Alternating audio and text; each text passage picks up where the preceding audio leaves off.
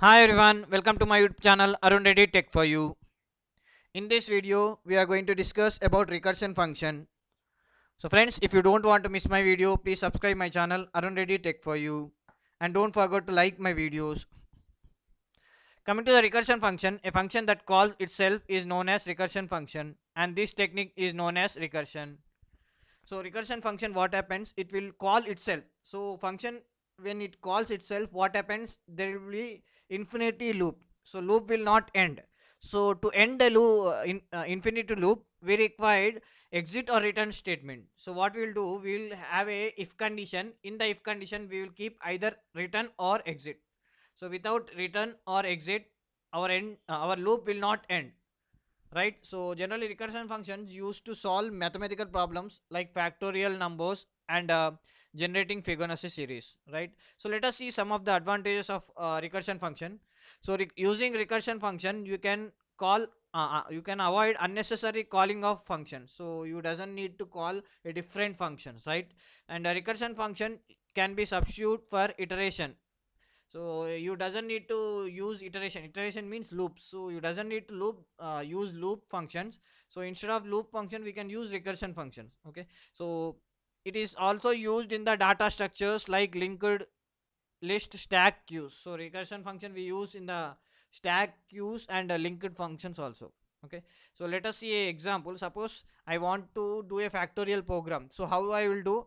If it is 5 factorial, it will be like a 5 into 4 into 3 into 2 into 1, right? So it will be, answer will be like a 120, right? That means 5 into 5 minus 1, like that. Okay, so how I will represent same thing? I will use n for, let us assume 5 as n. So what I will do, I will use n into n minus 1, next n minus 2, next n minus 3, so like this. So this is the logic I am going to use for the recursion function.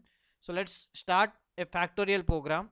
So I have taken a factorial program. In this you can see here, this is the last, this is the recursion function. So what it will do, when I say return n into factorial n minus 1, so it will return to the factorial program. So where it factorial function is again here. So this function, what it is doing, it is calling itself. So it is calling itself. So what happens, let us see. Okay, so let me start the program. When I start the program, my cursor is waiting for the values. I will enter 3. So I will do a small program. So I will just enter 3. So when I enter 3, automatically you can see function call is there, factorial n. So immediately it will pass to the function definition.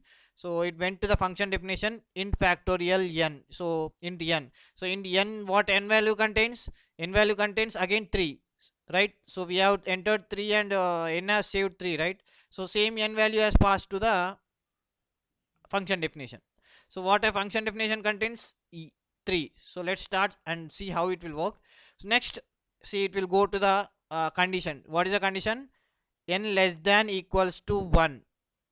3 less than equal to 1? No, condition fails. So what it will do? It will go to the else part, not in the if part, but it will go to the else part. Else part, what happens?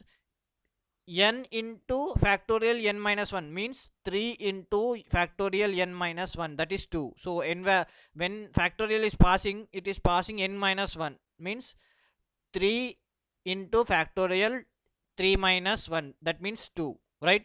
So what happens? Immediately it will pass to the program. So immediately n value will be decrease by 1, right? So it will become 2. Now 2 less than equals to 1. No, condition fails. Again it will go back to the it will check the condition. It will send to the again factorial n. So already last time we have 3 into 2, right? Now again 2 into 1, because n minus 1 again, right? So this time again it will pass n minus 1 value. So what happens? N value will be 1.